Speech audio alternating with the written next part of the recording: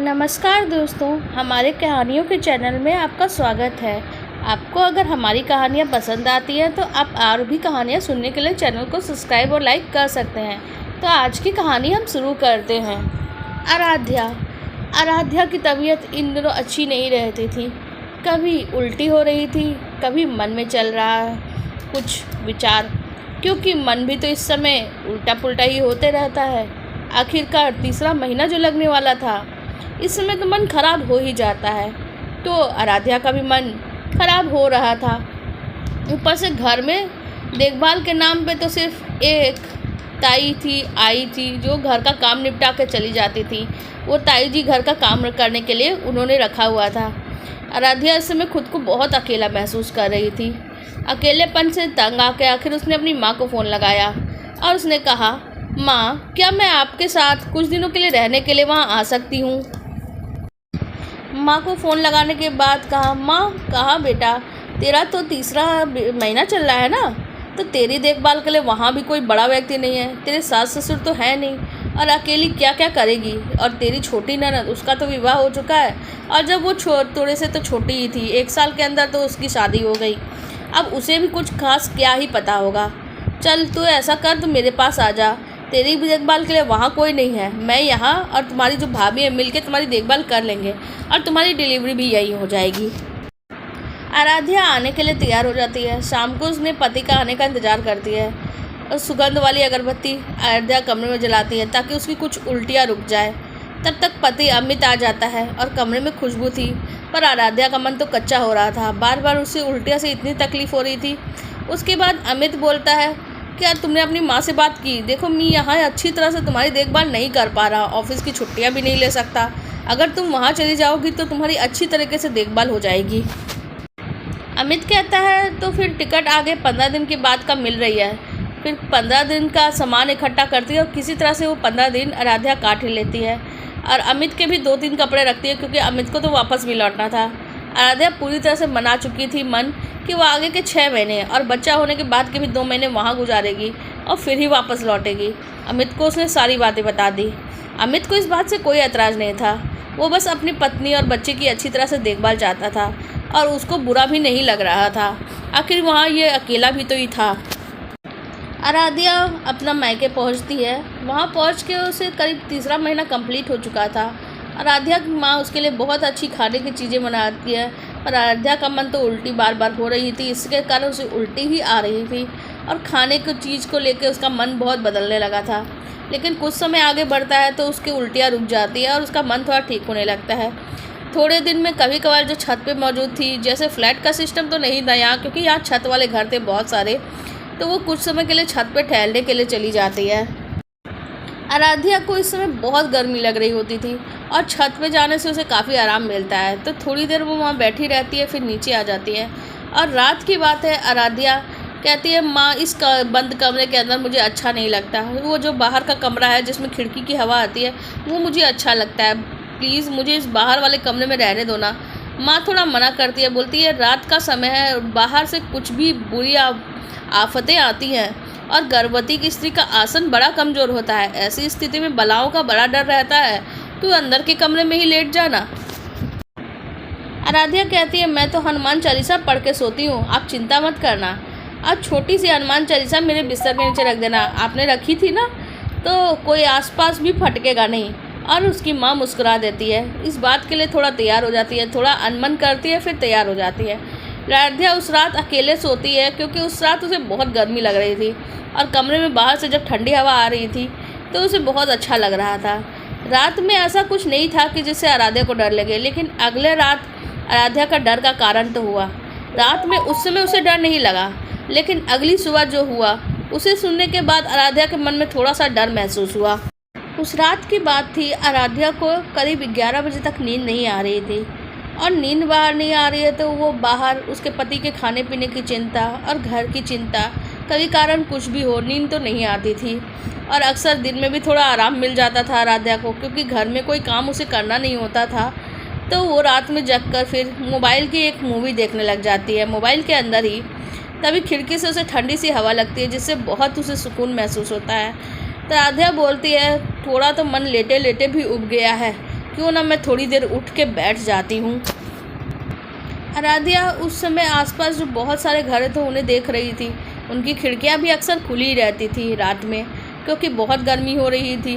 और 11-12 बजे तक नॉर्मली उस समय तो सब सो जाते थे, लेकिन 12 बजे तक जाड़े का समय में लोग सो जाते हैं, वैसे ही इस समय भी सो जाते थे। आराध्या को लेकिन ये ठंडी हवा बहुत अच्छी लग रही थी। और सो जाने का वक्त होने के बाद भी आराध्या इस कारण गर्मी लग रही थी, क्योंकि वो प्रेग्नेंट थी और उस समय गर्म से ठंडी हवा थोड़ी चलती है, तो देखती है कि आसपास के घरों की तो खिड़कियां बंद है, सिवाय एक घर के जिसमें एक व्यक्ति है। आराध्या उसको जानती थी, क्योंकि वहाँ उसका तो बचपन गुजरा था, वो पड़ोस में ही रहता था और उन्हें वो बचपन से ही देखते आ रही थी। अक्सर वो उन भैया को अक्सर ही देखते आ रही होती थी। आराध्या उनको भैया कह के बुलाती थी और उससे करीब 20 साल से भी अधिक बड़े थे वो भैया आराध्या के पड़ोसियों के बारे में। लेकिन जब वहाँ उसे कुछ पता चला कि भैया कुछ दिनों से बीमार रह रहे थे, ये बात उसे वहाँ आने के बाद ही पता चली थी। और उस दिन उनकी खिड़की खुली हुई थी, वहाँ लगातार बैठे हुए थे बिल्कुल निष्काम भाव से वो भैया, और ऐसा लग भी नहीं रहा था कि वो कभी बीमार हैं। वो बिल्कुल ही शांत और बिल्कुल ही निश्चल बैठे हुए थे। ऐसा लग भी नहीं रहा था उन्हें देख के कि वो काफ़ी लंबे समय से बीमार हों। आराध्या की जब नज़र उन पर पड़ती है तो शायद वो सोचती है कि इनकी तबीयत में शायद सुधार हो गया है और लंबे समय से बीमार है, तो जाड़े में इतना खिड़की के पास लेकिन बैठे हैं, ये बात मुझे समझ नहीं आ रही है। समय तो जाड़े का है, मेरी बात अलग है, मैं गर्म से हूँ, गर्मी तो इस समय सबको लगती है, मेरा बैठना समझ में आता है। लेकिन अभी तो सारी की सारी खिड़कियाँ बंद है और आसपास के घर के लोग भी, उनके घर के भी लोग नहीं दिख रहे हैं और इतनी शांति से बैठे हैं एक जगह पे बस। और उनके चेहरे पे ये भाव क्यों नहीं, कुछ इतना शांत भाव, जैसे लग रहा है कि उन्हें असीम शांति मिल रही है। आराध्या उस बारे में लेकिन ज़्यादा नहीं सोचना चाहती थी। आराध्या उन्हें देख तो रही थी, 2 दिन पहले तो उन्हें तकलीफ़ में देखी थी खुद उन्हें, और जब वो चल रहे थे तो ठीक से शायद चल भी नहीं पा रहे थे और चेहरे पे हर समय दर्द का भाव रहता था। पर आज उनके चेहरे को देख के लग रहा है कि उन्हें बहुत सुकून मिल रहा है। ये देख के आराध्या को भी सुकून मिला और थोड़ी देर बाद वो सो गई।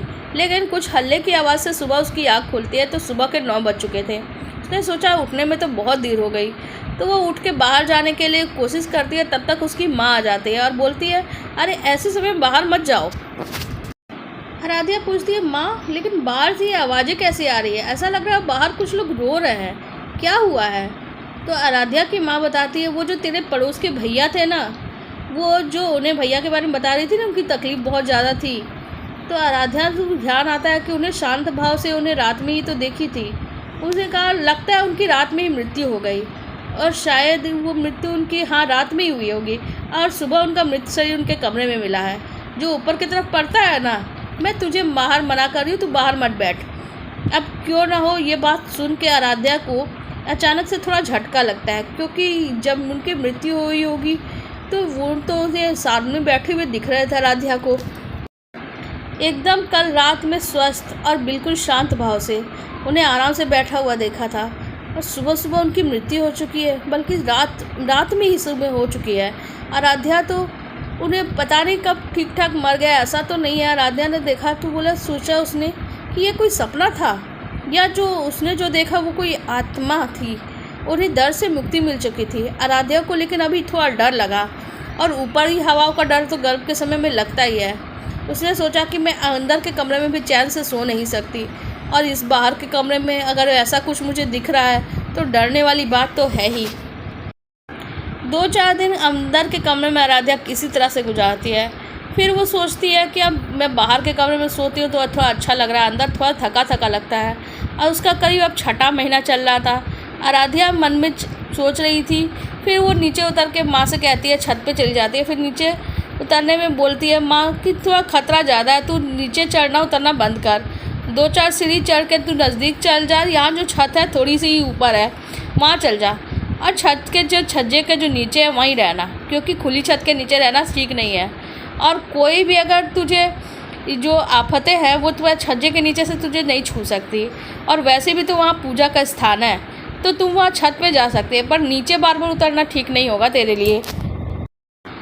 छत के अलग कमरे में पूजा की तरफ जाके आराध्या हाथ जोड़ लेती है और छत के उस छज्जे के नीचे के पास बैठ जाती है। इस बार भी उसे किसी व्यक्ति को छत पे टहलते देखना अच्छा लग रहा था। आसपास भी बहुत सारे लोग थे जो छत पे ही थे और टहल रहे थे, और दूर से भी उसे कुछ व्यक्ति नज़र आई। तो सोची कि चलो यहाँ ज़्यादा से ज़्यादा लोग हैं, यहाँ डर तो नहीं लगेगा।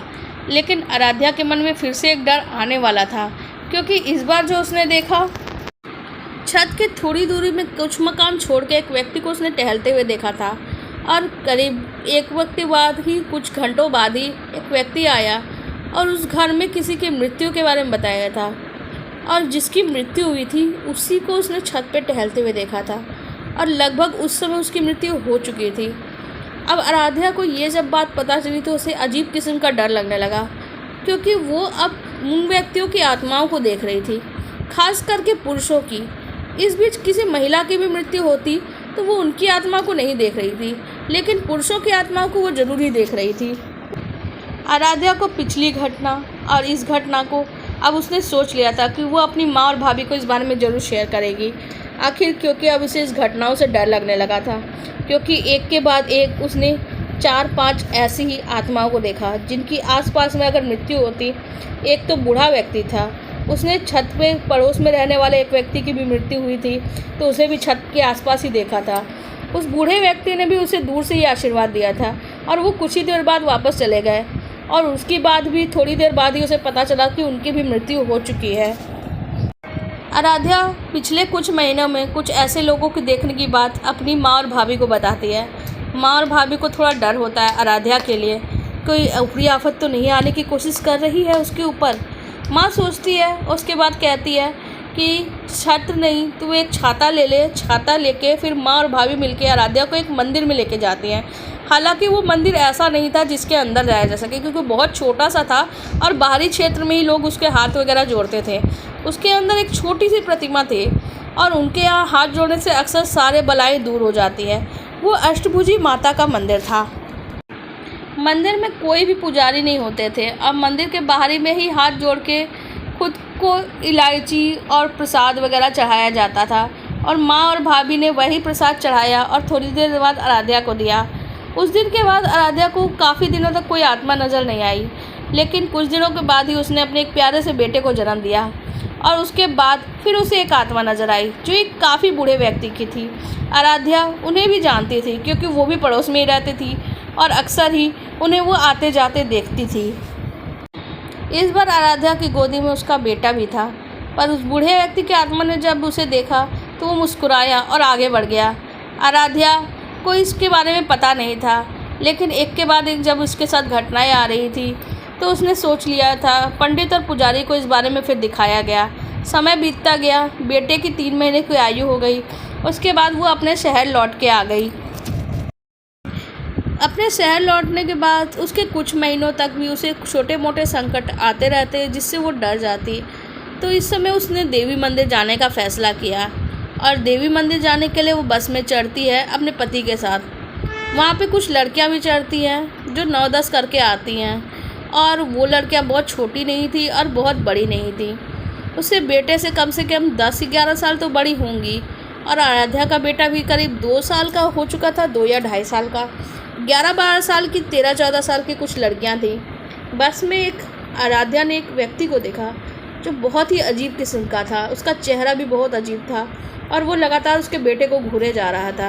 आराध्या को एहसास हो रहा था कि वो जो फिर से देख रही है वो फिर से कोई आत्मा ही है, पर इस बार कोई पवित्र आत्मा नहीं है, क्योंकि अब तक जिसने आत्माएं देखी उसने बहुत पवित्र थी। वो किसी भी तरह से उसे नुकसान नहीं पहुंचाना चाहती थी, पर इस बार जो उसे नज़र आ रहा था वह ये जिस आत्मा को देख रही थी, वो समझ में आ रहा था आराध्या को कि कुछ तो ज़रूर गड़बड़ है। पर अब उसे ये नहीं समझ में आ रहा था कि वो अपनी और अपने बेटे की रक्षा किस तरह से करे। उसकी तो हिम्मत भी नहीं हो रही थी कि अपने पति को बता दे, ना तो उसके मुंह से कोई आवाज़ निकल रही थी। जब तक उसके पति को बताने की कोशिश करने का सोची, तभी आराध्या कि बेटे की ओर वो बढ़ने लगा। आराध्या बहुत बुरी तरह से डरने लगी और अपने बेटे को अपनी तरफ चिपका लिया। तभी वहाँ पे अचानक बस रुकती है और 9-10 लड़कियाँ खिलखिलाती हुई सी बस में चढ़ जाती हैं और आराध्या की आसपास खड़ी हो जाती हैं, उसे लगभग घेर लेती हैं। और उसमें से एक छोटी बच्ची जो 13 साल के करीब थी, उसने आराध्या के बेटे को गोदी में उठा लिया और उसने कहा, आसपास की सीटें खाली होती है तो मैं बैठूंगी, तो आराध्या कहती है बेटा तुम रहने दो, मैं बच्चों को संभाल लूँगी, तुम तो बहुत छोटी हो। तो उसने कहा आंटी आप चिंता मत करिए, आपका बेटा तो हमारे पास सुरक्षित रहेगा, आप उतरेंगे तो आप उसे ले ही लेंगे ना, तब तक हमें उसके साथ खेलने दीजिए। थोड़ी देर में लड़कियों से भी उसने भी बातें करना शुरू कर दी। वो बेटे के साथ खेल रही थी और उससे बातें कर रही थी, कभी उसका नाम पूछती। उन बच्चियों की मुस्कुराहट इतनी प्यारी थी तो जैसे आराध्या का सारा डर एकदम से छूमंतर हो गया और उसे डरावने चेहरे की याद आती। तो उसने आसपास देखा तो उसे वो डरावना चेहरा वाला व्यक्ति कहीं नज़र ही नहीं आया, जबकि बस तो कहीं रुकी भी नहीं थी और आसपास वो लड़कियां घेरी हुई थी। फिर यह अचानक से व्यक्ति कहाँ गायब हो गया। इसका मतलब उसकी आशंका सही थी, जो उसने एक आत्मा को ही देखा था। लड़कियों ने थोड़ी देर बाद कहा हमारे स्टॉप पे उतरने का टाइम हो गया है, और उसने गोदी में हमें दे दिया, उसके बेटे को दे दिया। और उसके बाद पता नहीं फिर उसका ध्यान उसकी तरफ गया भी नहीं। थोड़ी देर में राधिया अपनी माँ को फ़ोन करके बताती है। माँ कहती है वो लड़कियाँ और कोई नहीं थी, तुम्हें याद है ना तुम मंदिर गई थी, वो अष्टभुजी मंदिर 9 देवियों का मंदिर है। जो भी व्यक्ति उस 9 देवियों के मंदिर में जाता है ना, 9 देवियाँ खुद उस व्यक्ति की परिवार की रक्षा करने के लिए खुद आ जाती हैं। वो लड़कियाँ ने चाहे जैसे भी कपड़े पहने हो, जैसे तुम्हें आधुनिक रूप में दिख रही हूँ, और वो चाहे जिस भी उम्र की दिखती हूँ, वो 9 देवियाँ ही थी जिसने तुम्हारी और तुम्हारे बच्चे की रक्षा की। और तुम्हें शायद वो नज़र भी नहीं आई, वो आत्मा, प्रेतात्मा, क्योंकि उसकी रक्षा उससे तुमसे दूर रखने का कार्य देवी माँ खुद कर रही थी। आराध्या अपने पति को भी इस बारे में सारी बात बताती है। आराध्या तो इन चीज़ों पे विश्वास करती थी, पर उसका पति इन चीज़ों पे विश्वास नहीं करता है। फिर वो बोलता है कि अगर तुम्हारा विश्वास है तो मुझे कोई इतराज़ नहीं है। समय बीतते जाता है, इस दुखद घटनाओं को और इस तरह की डरावनी घटनाओं को छोड़ दिया जाए तो अब वो ऐसा कुछ होता नहीं है। एक दिन आराध्या ने अपने बेटे का स्कूल में एडमिशन करा दिया और उसे लेके जा ही रही थी, तभी एक बड़ी गाड़ी अयोध्या के एकदम करीब पहुंचने लगी और गाड़ी बिल्कुल भी रुकने के करीब में नहीं थी। आराध्या को ऐसा लगा कि वो गाड़ी अब आराध्या को शायद टक्कर मार ही देगी, उसे ठोक के गिरा देगी या शायद बुरी तरह से घायल कर देगी उन दोनों को। जैसी गाड़ी एकदम ही करीब आने लगी, पता नहीं कहाँ से, जो एकदम करीब आने के बाद एकदम बूढ़ी सी औरत, जो काफ़ी बूढ़ी लग रही थी और ठीक ठाक थी, लेकिन वो चल रही थी, लेकिन लाठी टेक के चल रही थी। वो बूढ़ी औरत एकदम से आराध्या और उसके बेटे के पास आती है और उसका हाथ पकड़ के आराध्या का कहती है कि उसे मैं पार करा देती हूँ, चलो मेरे साथ रास्ता पार कर लो। और वो दोनों ही मिलके फिर उसे रास्ता पार करा देती है और बच्चों के साथ ही, और उसके साथ ही महिला अचानक ही कहीं चली जाती है, बच्चे का हाथ उसके हाथ में देके, और वो आराध्या उन्हें देख भी नहीं पाती है क्योंकि भीड़ भाड़ बहुत ज़्यादा थी। वो भीड़ में ही कहीं अचानक से जैसे कहीं चली गई हूँ। आराध्या ये सारी बातें अपने पति को बताती है। उसके पति कहते हैं तुम सच कहती हो, मुझे भी लगने लगा है कि 9 देवियाँ किसी न किसी रूप में तुम्हारे साथ रहती हैं। अब तो तुम डरना भी छोड़ दो और माता रानी पे विश्वास रखो, क्योंकि वो तुम्हारे साथ हमेशा ही रहेंगी। आराध्या को भी विश्वास हो गया कि वो जो सारी घटनाएं फिर अपनी माँ और पति को बताती है और उसकी 9 देवियों वाली सारी बातें, 9 देवियाँ उसकी सारी बातें जो ज़रूरत है वो उसके पहले सुन लेती हैं और सारी ज़रूरतें भी पूरी करती हैं और परिवार की रक्षा भी करती है, उसके बच्चे की भी रक्षा करती हैं। और आप लोगों को ये कहानी में अपने भगवान पे कितना विश्वास है और 9 देवियों पे कितना विश्वास है, ये आप ज़रूर बताइएगा, क्योंकि मुझे तो पूरा विश्वास है आराध्या की रक्षा करने वाली 9 देवियाँ ही थी। आपको क्या लगता है? आप अपनी राय कमेंट सेक्शन में ज़रूर बताइएगा।